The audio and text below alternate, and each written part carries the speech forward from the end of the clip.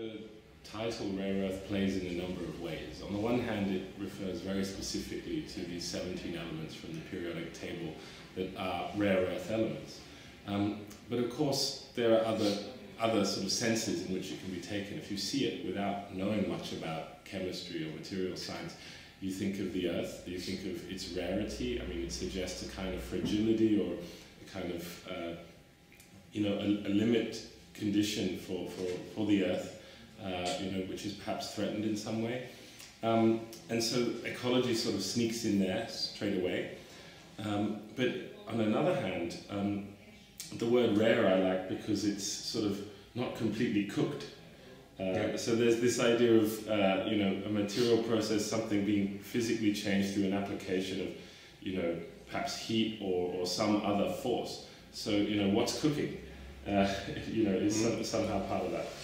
Yeah, and on the other hand, Earth, there is no other more primordial word as this.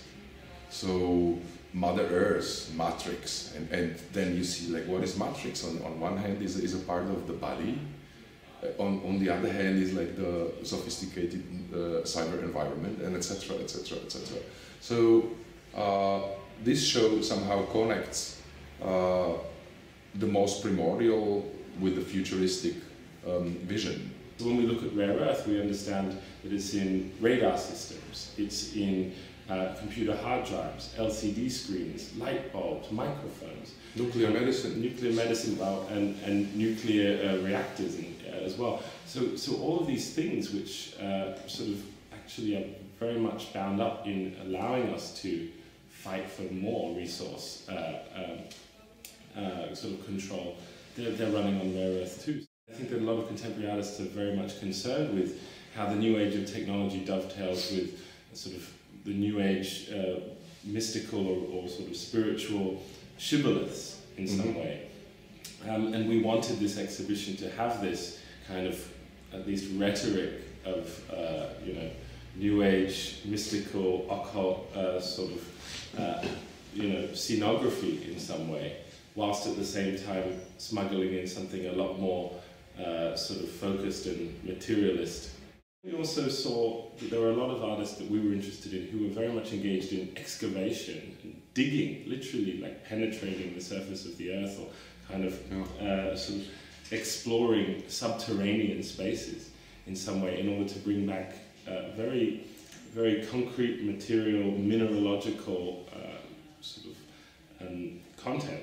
And this was kind of it seemed like a tension between the two. Between these two strands of artistic thinking that we'd encountered.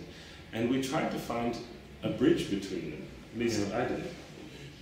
I mean, of course, we had our curatorial approach is very much discodic composite. So, of course, we include also like geopolitical questions of globalized world, etc.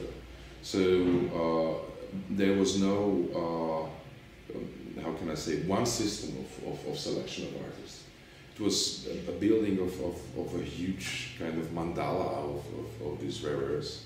And yeah, literally we have a mandala there by Susan Troyster. So 17 elements and 17 artists. Which is a purely sort of rhetorical, numerological thing. I mean, if there's 17 elements, why not 17 artists for the exhibition?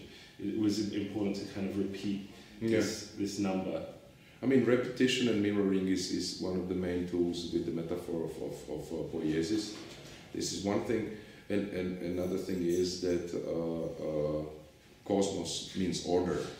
So to draw this cosmology of rare earths also meant to create a certain element of symbolical order in this whole communicative module. So we have this idea that we create our tools and technologies, that they are absolutely just the function of our desires, and they do what we want. And the same with the earth. We terraform it, to create lawns or highways, but it's our plaything and our object and the rest. And of course, very central to this exhibition is the idea of the earth speaking through us. You know, what does it want to say? How do rare earth materials perhaps structure whole societies or even new ideologies that emerge through engagement